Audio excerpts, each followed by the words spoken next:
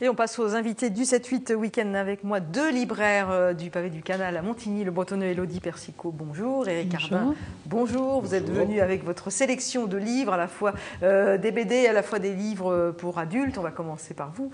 Élodie, alors qu'est-ce que vous avez dans votre besace? Alors moi, j'ai essayé de faire un petit tour rapide des coups de cœur de différents rayons. On va commencer par un album jeunesse qui est vraiment... Fleur de géant. Voilà, Fleur de géant de Nicolas Poupon. Donc là, ça a vraiment été un coup de cœur de libraire au pluriel, parce que je ne suis pas seule. Et donc, c'est l'histoire d'une toute petite fille, mais vraiment tellement petite qu'elle ne trouve sa place nulle part. C'est mieux comme ça. Et donc, elle va partir de son monde où elle n'est pas acceptée. Elle va tomber sur un géant qui va lui demander d'être sa souffleuse. Parce que les géants ne peuvent pas lire de livres. Donc, de lui raconter des histoires dans l'oreille du géant. Voilà. Donc, les géants ne peuvent pas lire de livres parce qu'il n'y a pas de livre assez grand pour les géants. Donc, il faut bien qu'ils trouvent une solution. Alors, ils ont une petite bibliothèque dans leurs oreilles. Et ils ont besoin de petits hommes et de petites femmes pour leur lire des histoires. Donc ça, c'est à partir de 6 ans ? À partir de 6 ans. À partir de... Parce qu'il y a quand même beaucoup de textes, donc à partir de 6 ans. On va continuer avec un autre livre qui s'appelle Kalimbo, qui est très beau. Oui. Hop, une autre bande dessinée. Alors cette fois-ci, bande dessinée, oui.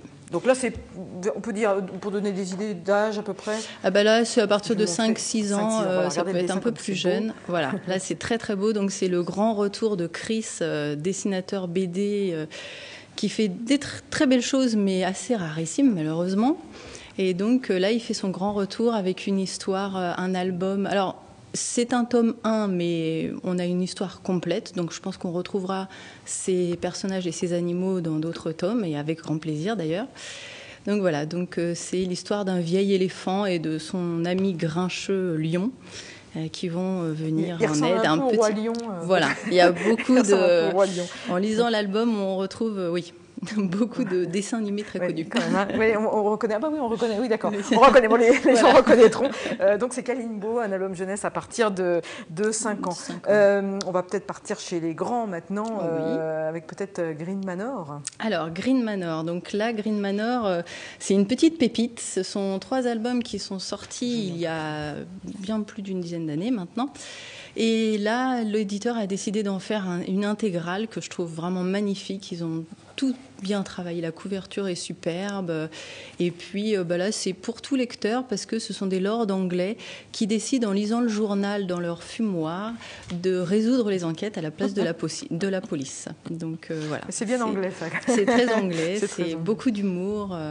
Très très beau. So British, parce que je suis en train de regarder les images que ne voient pas nos téléspectateurs, mais c'est So British, Green Manor. Donc ça, c'est plutôt pour les adultes, hein, parce qu'il y a quand même beaucoup de lectures. Bon, un classique, je ne sais pas si on peut dire un classique, mais bon, on va reconnaître avec la couverture, Le Dernier Tardy. Alors, Le Dernier Tardy, donc là, c'était un petit peu facile de le sortir, mais vraiment, il est tellement beau. Donc, pour le coup, c'est un vrai tome 1. Tardy avait un père qui était très dur avec lui, et un jour, il parlait sans arrêt de la guerre, et un jour, Tardy lui a demandé d'écrire sur la guerre, de sortir un peu tout ce qu'il avait, et son père l'a fait. Il a rempli plusieurs carnets, et Tardy les a laissés de côté en se disant un jour peut-être, et puis ce jour est arrivé, et donc il raconte ce que son père a vécu. Voilà, donc camp de prisonniers, quelques jours de guerre avant d'être prisonnier pendant plusieurs années. C'est très poignant. Moi, j'étais très intriguée par le format parce qu'on a des très grandes cases. Je me suis dit, mais l'histoire ne va pas avancer. Et en fait, si on est... parce que le livre est quand même très épais. Voilà, c'est très épais et ça fourmille de détails. Enfin, c'est assez... c'est beau. Pas drôle, mais beau. Alors, on va quitter un instant le monde de la BD pour Grand Corps Malade. Voilà. Alors là, c'est un livre, mais c'est un coup de cœur. Là. Oui, là, c'est un livre, mais c'est un coup de cœur. Donc, moi, c'est un personnage que j'aime beaucoup. Grand Corps Malade. Voilà, et que je suis allée voir d'ailleurs sur scène.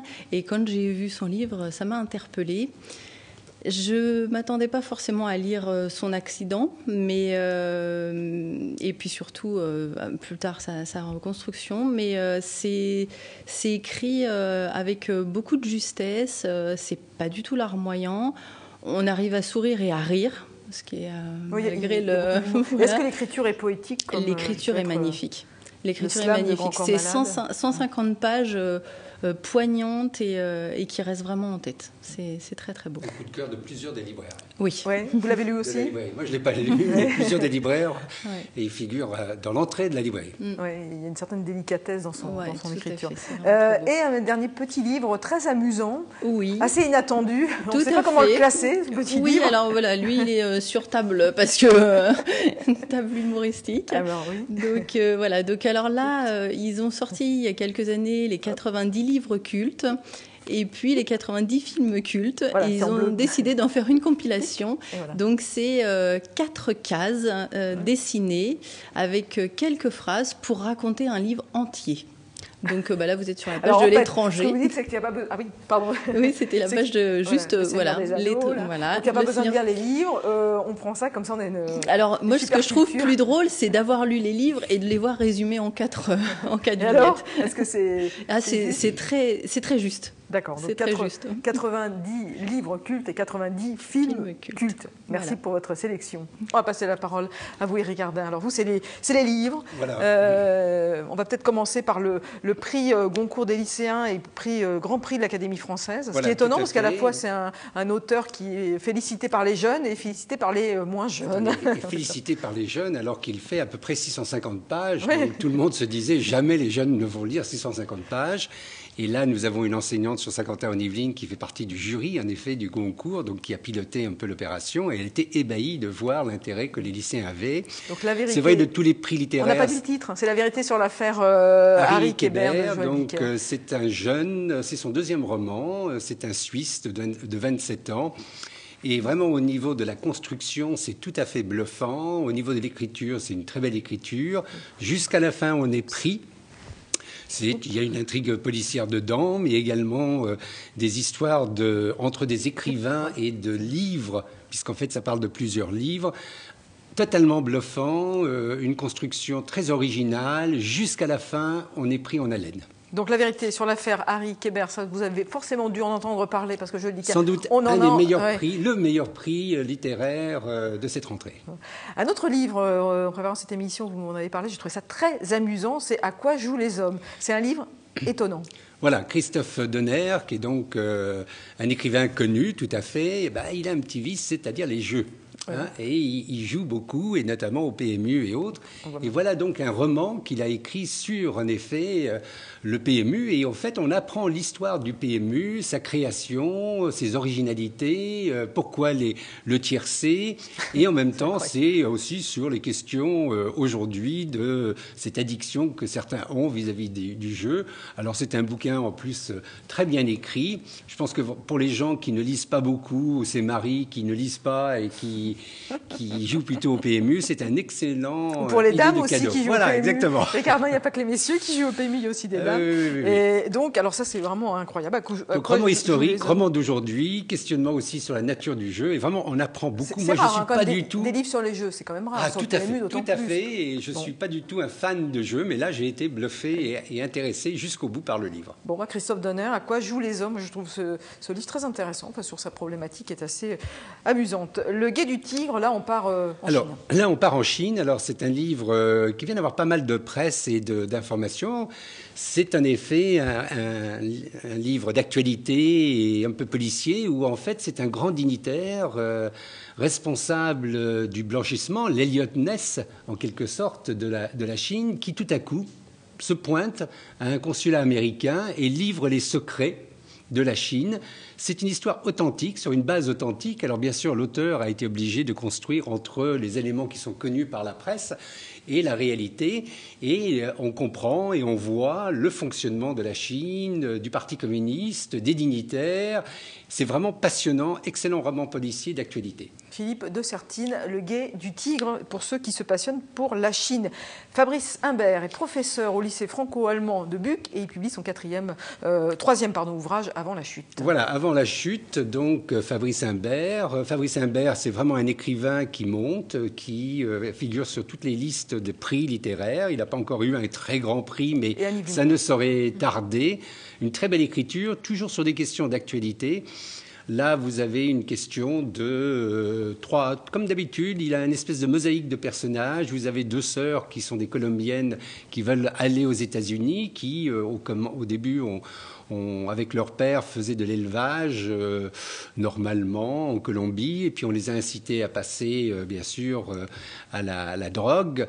Et puis, l'armée est venue, elles ont voulu fuir. Et puis, c'est leur itinéraire jusqu'aux États-Unis. Elles n'y arrivent pas, elles s'arrêtent au Mexique, où là, elles rencontrent un sénateur. C'est toujours un peu cette question, mosaïque de personnages, comment des gens ordinaires, à un moment donné, franchissent la ligne jaune et deviennent des salauds sans s'en apercevoir. Et puis une troisième partie qui est liée donc à des problèmes de drogue dans les cités et les banlieues en France. Remarquable, très bien documenté, comme il avait fait pour La Fortune de Scylla, qui était vraiment un remarquable bouquin également. Donc Fabrice Humbert, avant la chute, et je rappelle professeur au lycée franco-allemand de Buc, donc exactement. Yvelinois de surcroît. Et le dernier livre, Léon et Louise, c'est un livre plutôt historique. Voilà, chez Actes Sud, des éditions Actes Sud. Bizarrement, c'est écrit par un Allemand, mais c'est une histoire qui se passe totalement en France. Ça commence avant la Deuxième Guerre mondiale, où en effet, un jeune, en faisant du vélo, s'aperçoit une jolie mignonnette et autres dans le nord de la France. Et puis, à ce moment-là, il y a un peu... on rejoint le Tardy et le début de la débâcle.